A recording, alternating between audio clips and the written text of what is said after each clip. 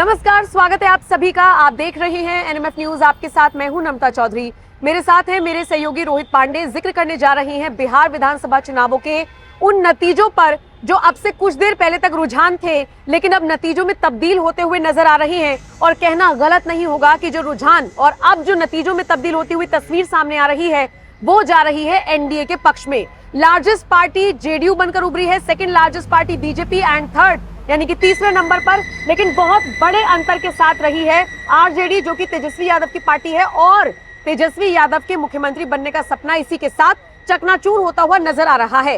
अब ये जो नतीजे सामने आ रहे हैं, इनके पीछे के फैक्टर्स पर हमें बात करनी होगी। और इसी कड़ी में आज हम बात करेंगे उत्तर प्रदेश के मुख्यमंत्री योगी आदित्यनाथ की, जिन्होंने लगभग 31 रैलियां और रोड शोज किए। प्रस्तावित 20 थे, लेकिन जहां तक मैं पढ़ पाई, देख पाई, रोहित मुझे करेक्ट कीजिएगा अगर मैं गलत हूं, तो 30 जनसभाएं और एक रोड शो किया है उन्होंने। और इसके साथ ही इंपैक्ट क्या पड़ रहा है कि इसका जो स्ट्राइक रेट रहा है योगी आदित्यनाथ की जनसभाओं का, वो एनडीए के पक्ष में गया है। ओसामा अपनी सीट से पीछे चल रही है जिस वक्त तक मैं ये वीडियो रिकॉर्ड कर रही हूँ। शहाबुद्दीन के बेटे हैं। शहाबुद्दीन को सिर्फ आप एक नेता के तौर पर, एक माफिया के तौर पर नहीं, बल्कि एक ऐसा युग जिसने लोगों को आतंक का काला सच अपनी आंखों के सामने दिखाया, वो युग। और उनका लड़का अगर मैदान में था तो कैसे वो अपनी सीट से अब पीछे चल रहा है, क्योंकि योगी आदित्यनाथ जब प्रचार के लिए जाते हैं तो फिर से माफियाओं की बात करते हैं, माफियाओं को मिट्टी में मिलाने की बात करते हैं। रोहित बिल्कुल। और आपने जो 20 से 31 अपडेट किया, मैं उसको आगे और अपडेट करूंगा कि 31 के बाद डिमांड इतनी बढ़ गई, 31 रैलियां जनसभाएं होने के बावजूद, कि उसे 40 तक खींचना पड़ा। 40 प्लस जनसभाएं और रैलियां। एक प्रदेश के मुख्यमंत्री का किसी दूसरे प्रदेश में इस तरीके से स्टारडम होना, राजनीति में स्टारडम नहीं होता, लेकिन फिर भी मैं कहूंगा कि स्टारडम होना ये बताता है कि योगी आदित्यनाथ नरेंद्र मोदी के बाद इस पार्टी के सबसे बड़े चेहरे हैं। अमित शाह के ऊपर रणनीति की जिम्मेदारी है, इसलिए मैं उन्हें कैंपेनर के तौर पर उस तरीके की बात नहीं कर रहा हूं, क्योंकि उनको रणनीति भी बनानी होती है कि किसको टिकट देना है, कहां से क्या कुछ करना है। तो योगी आदित्यनाथ वो दूसरे सबसे बड़े चेहरे हैं जिन पर जनता विश्वास कर रही है। और स्ट्राइक रेट ना सिर्फ बिहार में, वो हरियाणा में देखिए, वो महाराष्ट्र में देखिए, वो राजस्थान में देखिए, वो देश के अलग अलग राज्यों के चुनाव में देखिए, यहाँ तक कि शाह और मोदी के गढ़ गुजरात में देखिए, जिसकी एक एक सीट पर हम और नम्रता पहुंचे थे। और वहां पर अगर एक कैंडिडेट ये कह रहा हो कि बाबा आ गए, जीत सुनिश्चित है, तो आप समझ रहे हैं कि क्या प्रभाव पड़ता है योगी आदित्यनाथ के इस बयान का। हार्दिक पटेल ने ये मुझसे बात कही थी और आज वही बात बिहार में दिख रही है। बिहार का हर कैंडिडेट चाहता था, वो चाहे जेडीयू का हो, एलजेपी का हो, बीजेपी का हो, हम का हो, आरएलएम का हो, वो चाहता था कि योगी आदित्यनाथ आ जाएं, एक 10 मिनट की जनसभा या रैली कर दें, माहौल बन जाएगा। और जो आपको अभी 190 सीटें दिख रही हैं रुझानों में, कहीं कहीं पर 160 170 दिख रही हैं, ये नतीजों में बदलेंगी तो वो 154 पोल्स ऑफ पोल जो दिख रहा था उसके आसपास ही रहेगी। ये फैक्टर योगी आदित्यनाथ का है। ये योगी आदित्यनाथ के उन बयानों का असर है जिस पर जनता ने विश्वास किया। बयान वो कि हमने माफियाओं को उत्तर प्रदेश में मिट्टी में मिला दिया, ऊपर गए या नीचे पता नहीं, लेकिन हमने उनकी माफियागिरी निकाल दी। बुलडोजर से हमने माफियाओं की अकूत संपत्तियां जो उन्होंने गरीबों को सताकर हासिल की थी, उस पर बुलडोजर चलवाकर हमने वहां इमारतें खड़ी करवाई, चाबियां सौंपी हैं हमने गरीबों को कि ये आपका 2 BHK का फ्लैट, ये आपका 1 BHK का फ्लैट, जिसको जिससे चाहिए था। ये हमने तस्वीर लखनऊ में भी देखी, प्रयागराज में अतीक अहमद की उस जमीन पर भी देखी जहां अतीक ने पूरी तरीके से कब्जा कर रखा था। और इस बात को जब योगी आदित्यनाथ ने कहा तो जनता ने सोचा, यार यही तो यहां पर भी था। नीतीश कुमार ने 20 सालों में वही तो खत्म करने की कोशिश की, लेकिन अभी भी उतना पर्याप्त नहीं है। नीतीश को और वक्त चाहिए। तो नीतीश का जो सुशासन रहा और योगी आदित्यनाथ का जो फायर ब्रांड तेवर और कलेवर रहा, उसने उनके स्ट्राइक रेट को और ज्यादा मजबूत किया। थोड़ा पीछे नमता चलेंगे तो हरियाणा जाएंगे, सिर्फ एक बयान और पूरा चुनाव पलट जाना। लोकसभा चुनाव में खराब हालत हुई, तीसरी बार में बहुमत नहीं आया, खुद का साथियों के साथ सरकार बनानी पड़ी, लेकिन फिर उसके बाद 2 राज्यों के बड़े चुनाव, और दोनों राज्यों के बड़े चुनाव में केवल एक बयान ने पूरी तरीके से तस्वीर बदल दी, या यूं कहिए बीजेपी की तकदीर भी बदल दी। वरना सब ने कहा कि अब यहां से डाउनफॉल 29 में बाहर हो जाएंगे, लेकिन बटेंगे तो कटेंगे।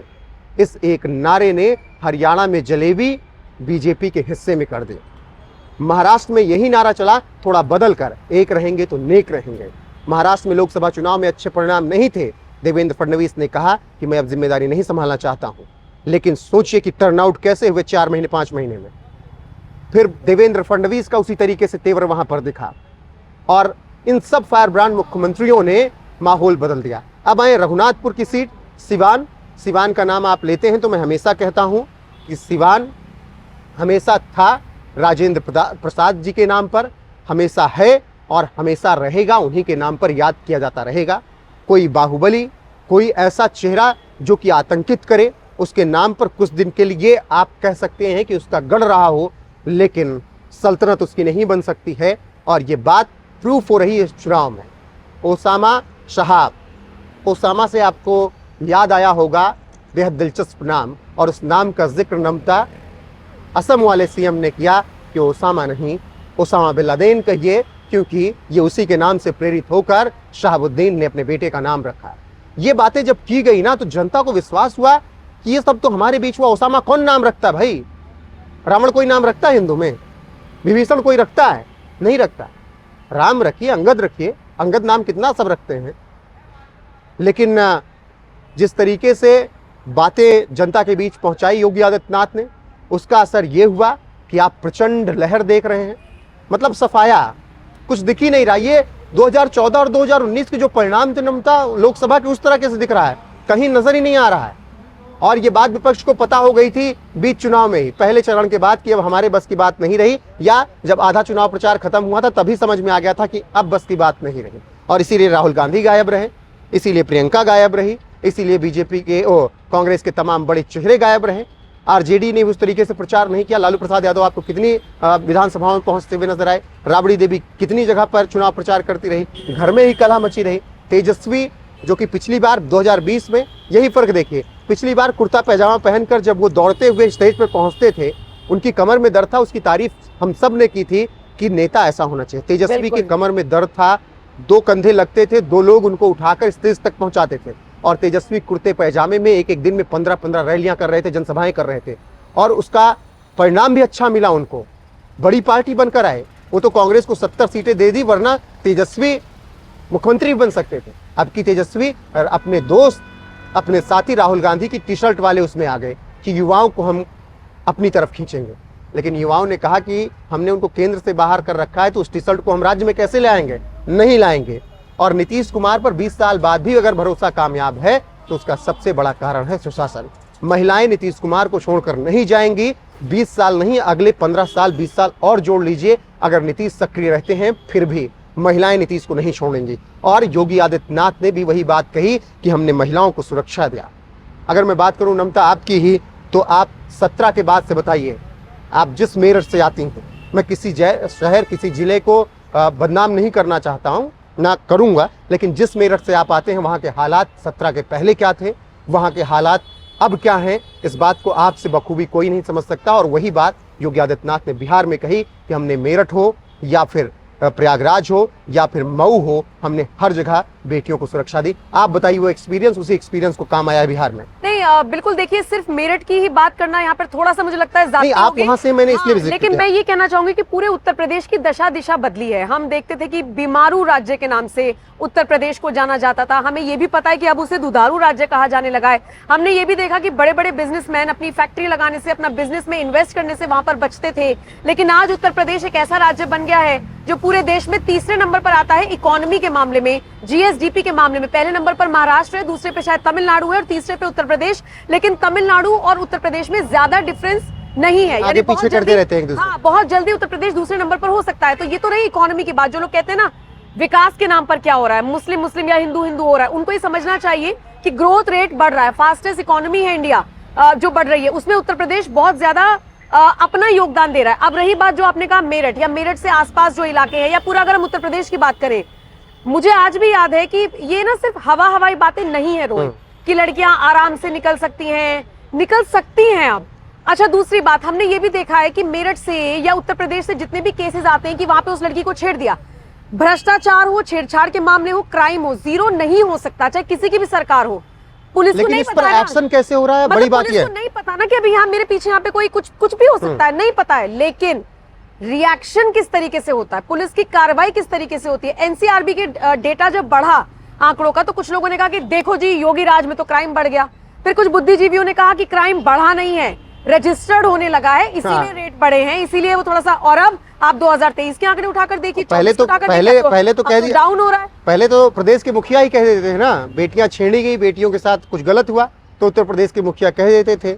अब चीटियां हैं, वो गुड़ है या चीनी है तो वहाँ चीटे जाएंगे ही, ये कह दिया। गलती हो जाती है, गलती हो गई, जींस पहन के तोड़ मरोड़ कर पेश किया, ये बातें कही जाती है ना भैया। हाँ, तभी तो वायरल हुई है, कही गई है। और दूसरी बात, बिल्कुल न्याय व्यवस्था, कानून व्यवस्था, आप ये कह लीजिए 100% नहीं, लेकिन 99% अगर मैं कहूँ तो मुझे लगता है ज्यादा नहीं होगा, क्योंकि आप डिफरेंस फील करते हैं। रोहित, फिर वही वाली बात है, फिर वो एंकर के तौर पे बोलना बड़ा सोच समझकर होता है, लेकिन बतौर लड़की अगर मैं एक बात कहूँ तो आप ईद के मौके पर छुट्टी लेके जा नहीं सकते थे। अगर आप कहीं और काम कर रहे हैं और आपको अपने शहर जाना है, आपको आपके घर वाले कह दिया करते थे कि देख लियो ईद के 3-4 दिन बाद आना घर पे, चले जाइए। मैं नमता अपने यहाँ के हालात बता रहा हूँ, वो तो कायदे में रहेंगी। मैं अपने यहाँ के हालात बता रहा हूँ, इससे जनता भी समझ जाएगी कि हमारे यहाँ की बेटियां क्लास 8 के बाद नहीं पढ़ पाती थी। उसका कारण था कि आपको 9वीं 10वीं करने के लिए एक मोहल्ला पार करके जाना पड़ता था। तो वो मोहल्ला पार करना बड़ी चुनौती थी। वो मैं भी अगर अपनी बहन के साथ हूँ तो मैं रक्षा नहीं कर सकता था, ये हालात थे। लेकिन आज BSc भी कर रही हैं, मास्टर्स भी कर रही हैं, और ये हमारे यहाँ के लोग वीडियो देख रहे होंगे तो उनको भी ये बात समझ में आएगी, उनको भी ये बातें समझ में आएंगी कितना बदलाव हुआ। तो ये चीज बदली, और यही नगर कांड कोई भूल सकता है क्या? और नमता, ये लड़की को छेड़ोगे, फिर उसके भाई जाएंगे तो उनको मार दोगे, और पुलिस एक्शन लेगी तो रातों रात DM और SSP का तबादला हो जाएगा। और वही बात नमता मुख्यमंत्री योगी आदित्यनाथ ने बिहार में कही, जंगल राज। अब लोग कहने लगे जंगल राज तो यहाँ अभी भी है, दुलारचंद की हत्या हो गई या पटना में हत्या हो गई। जंगल राज का मायने क्या था? जंगल राज के मायने ये थे कि हत्या हो गई, केस रजिस्टर्ड नहीं होता था, हत्या हो गई, हत्या करने वाला CM ऑफिस में मिलता था, बचाया जाता था उसको। मैं नाम नहीं लूंगा, तमाम किताबें जाकर देख लीजिएगा, नहीं तो ब्रोकन प्रोमिसेस पढ़ लीजिएगा मृत्युंजय शर्मा की। पिक्चरें बनी हुई हैं, मूवीज बनी हुई हैं, और लालू राज में क्या था? वही मैं कह रहा हूँ कि ये हालात थे, केस रजिस्टर्ड नहीं होते थे। IPS IAS की पत्नी का क्या उनके साथ हुआ सबने देखा। चंपा विश्वास के साथ क्या कुछ हुआ, वो जंगल राज था। तो योगी आदित्यनाथ ने जब पहुंचकर जंगल राज की बात की और फिर बताया कि यूपी के जंगल राज को हमने कैसे खत्म किया, उसी तरीके से नीतीश यहाँ पर जंगल राज को खत्म कर रहे हैं, तब जनता ने विश्वास किया। और टर्न आउट देखिए कि आज बिहार में प्रचंड बहुमत, आंधी कहिए, तूफान कहिए, सुनामी कहिए, बहुमत से तो बहुत आगे बढ़ गए हैं। अगर ऐसे ये जो बिल्कुल अगर ये जो रुझान आप देख रहे हैं नतीजों में तब्दील हो जाए तो 200 पार हो जाए, कोई बहुत बड़ी बात नहीं है। 199 रुझानों में तो आ गया है, बहुत बड़ी प्रचंड। मुझे तो अनंत सिंह की बात याद आने लगी। उनसे किसी ने पूछा, एक पत्रकार ने, कि कितने सीटें आए? 250 तो आ ही रही है। पत्रकार ने कहा, अरे 243 पे तो चुनाव हो रहा है। कहे अरे वही मतलब कुछ बड़ी बड़ी होगी। मतलब कि मुझे वो याद आ रहा है कि अनंत सिंह वाली बात सही हो रही कि 225 210 अनंत सिंह कह रहे थे। हालांकि जेल में है, लेकिन मोकामा से वो अपना झंडा बुलंद किए हुए हैं। फिलहाल मैं बार बार यही कहता हूं, मैं अनंत सिंह को पाक साफ नहीं कह रहा हूं, जांच का विषय है। दुलारचंद हत्याकांड में जो भी होगा साबित होगा। लेकिन यहाँ पर बात सीधी साफ सपाट कि योगी आदित्यनाथ एक्स फैक्टर हरियाणा में भी थे, महाराष्ट्र में भी थे, राजस्थान में थे, उत्तर प्रदेश में तो दिल्ली में थे और दिल्ली में थे, अब बिहार में भी हैं। 2024 के लोकसभा चुनाव में थोड़ा बहुत जो कुछ भी हुआ, जो हमने आपको खबरें बताई, उसका खामियाजा भी भुगता बीजेपी ने, और इसीलिए अब सब मिलकर आगे बढ़ रहे हैं और उसका परिणाम आपको सामने दिख रहा है कि 200 से पहुंच रहे हैं। शायद इसीलिए ओपी राजभर ने भी कह दिया कि 5 मुख्यमंत्री, 80 मंत्री सारे के सारे एक लड़के से लड़ रहे हैं। उनका कहने का मतलब ये था कि 27 में उन्हें दिख रहा है कि क्या होने वाला है, तो चलो अपनी रोजी रोटी का जुगाड़ मैं करने के लिए पलट सकता हूँ, हिंट दे दिया है उन्होंने। देखिए, राजनीति में ऐसा ही होता है कि एक दौर होता है जब आप, और इसको अगर विपक्षी पार्टियां समझ लेना कि उसका काट कैसे निकालना है, तो आप समझ जाएंगे कि किस तरीके से उनके सामने स्टैंड कर लेना, जीत नहीं पाए। लेकिन आप अब धर्म की पिच पर योगी आदित्यनाथ के सामने खेलोगे। कितनी बार राम मंदिर को कोसेंगे? वही मैं कह रहा हूँ, धर्म की पिच पर बीजेपी और ऊपर से योगी आदित्यनाथ के साथ खेलोगे, कहाँ टिकोगे भाई?